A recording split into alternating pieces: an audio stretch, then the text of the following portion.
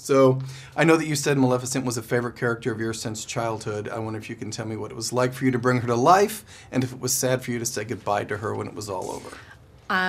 It was a little terrifying for me to bring her to life because I was such a fan of hers, and it was daunting. It's her.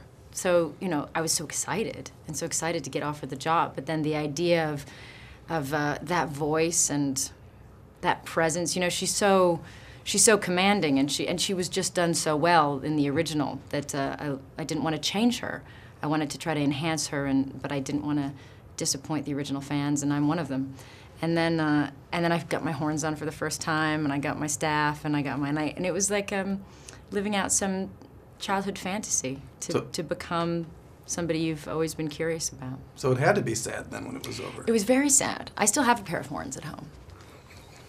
I haven't completely let her go.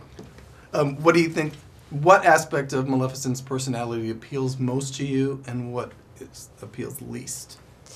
Well, least is easy because she curses a baby, so that's probably the least appealing thing about any person.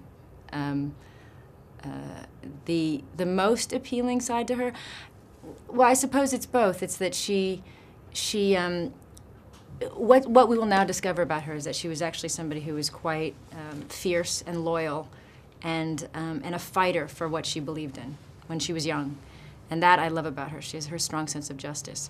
What is the worst thing about her, of course, is that when she gets wounded, she loses that and does the absolute most unjust, horrible thing, and to curse an innocent person. So she it's the extremes that she lives through and expresses through the film that I think will make children question many, many things, and I think that's what's good about it. I agree.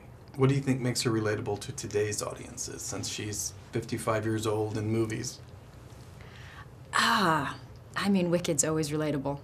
She's troubled, you know, and I think we all relate to troubled. I certainly do. She's been wounded. I think adults and children will relate to we've all been hurt in our lives. Somebody's betrayed us, and it has brought us, makes us put our wall up, and it makes us furious, and it changes who we are.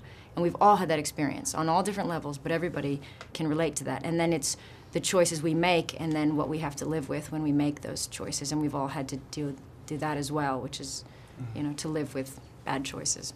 I agree. Gosh. Okay. Her look.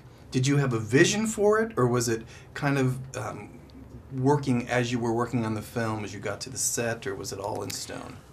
We worked on it a long time with the people that created it, Tony and Rick Baker and Arian, and we all, we kind of sat around. We tried many things. I mean, I'm sure that at some point the pictures will get out of the things we did not choose to do. But in the end, we knew that as much as she's a character, we didn't want her to be somebody that when you were staring at her during a real dramatic scene, that you were distracted by her makeup. So it had to be extreme, and yet kind of her soul had to come out. I had to be able to perform through it, and so it had to be... So in the end, we decided it would be a strange extension of my own face and heightened reality based on myself, based on her and based on myself, so I wasn't covering up everything. And does that make sense? That I wasn't shellacked in so much that you couldn't actually see a person behind it.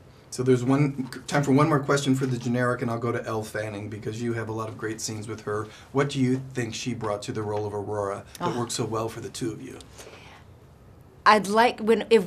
Now, Elle and I are very similar, I think, as women. I'd like to think I'm like her a bit. She's a lovely person. When I was her age, I might have been very, very different from her. And I think what's interesting is that there's a darkness to Maleficent. There was a darkness to me at that age. And Elle is so full of light. She's so full of love.